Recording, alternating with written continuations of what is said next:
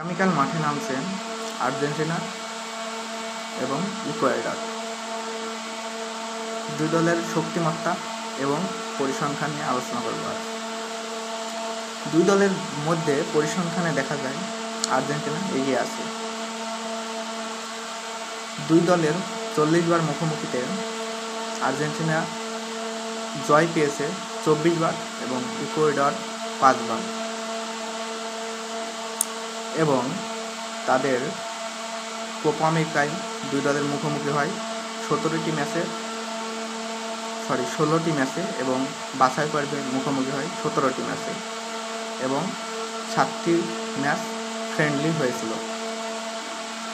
এখানে দেখা যাচ্ছে আর্জেন্টিনা অনেক অনেক এগিয়ে। আর্জেন্টিনা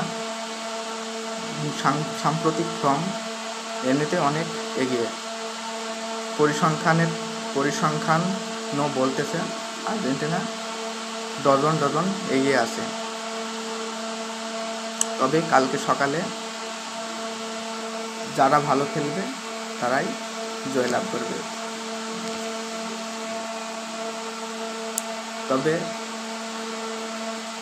মেসি আগামীকাল না খেলতেও পারে, অনেক নিউজে দেখা যাচ্ছে। তাই আমরা